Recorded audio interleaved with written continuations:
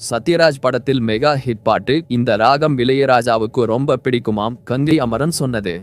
இளையராஜாவிற்கு பிடித்த ராகம் குறித்து கங்கை அமரன் பேசும் பழைய வீடியோ இணையத்தில் வைரலாகி வருகிறது. தமிழ் சினிமாவில் டீச்சர் என்றாலே நமக்கு முதலில் ஞாபகம் வருவது கடலோர கவிதைகள் திரைப்படத்தில் வரும் ரேகா தான். எளிமையான முக அமைப்பு மற்றும் நடிப்பால் தற்போது வரை தமிழ் ரசிகர்கள் மனதில் டீச்சராக நிலைத்திருக்கிறார் நடிகை ரேகா. பாரதிராஜா இயக்கத்தில் கடந்த 1986ஆம் ஆண்டு வெளியான திரைப்படம் தான் கடலோர கவிதைகள். இந்த படத்தில் நடிகர் சத்யராஜ் கதாநாயகனாக நடித்திருப்பார். மேலும் ஜனகராஜ், கமலா, காமேஷ் மற்றும் பலர் முக்கிய கதாபாத்திரங்களில் நடித்திருப்பார்கள். இந்த படம் ரசிகர்கள் மத்தியில் நல்ல வரவேற்பை பெற்றது மட்டுமல்லாமல் காலம் கடந்தும் நிலைத்து நிற்கும் காவியமாக உள்ளது.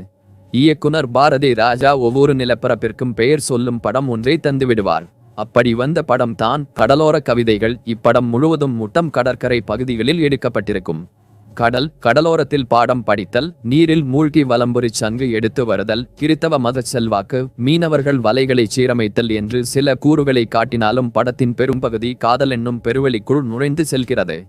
இளையராஜாவின் இசையில் இப்படத்தில் இடம்பெற்றிருக்கும் பாடல்கள் அனைத்தும் இன்றும் ரசிகர்கள் ரசிக்கும் பாடலாக உள்ளது.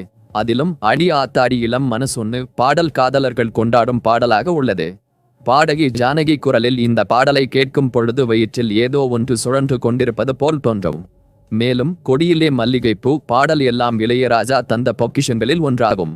கடலோர கவிதைகள் தான் எனக்கும் இளையராஜாவுக்கும் வைரமுத்துக்கும் கடைசி படம் என்று பாரதிராஜா தெரிவித்ததாக கூறப்படுகிறது. இப்படம் சத்யராஜ் வாழ்க்கையில் மிகப்பெரிய திருப்புமுனையாக அமைந்தது. இந்த படத்திற்கு பிறகு சத்யராஜ் கதாநாயகன், வில்லன் என பல கதாபாத்திரங்களில் நடித்து அசத்த ஆரம்பித்துவிட்டார். இந்நிலையில் கடலோர கவிதைகள் திரைப்படத்தில் இடம்பெற்றிருந்த அடி ஆத்தாடி பாடலின் ராகம் இளையராஜாவிற்கு மிகவும் பிடிக்கும் என்று இசையமைப்பாளர் கங்கை அமரன் நிகழ்ச்சி ஒன்றில் கூறியுள்ளார். இது தொடர்பான பழைய வீடியோ இணையத்தில் வைரலாகி வருகிறது.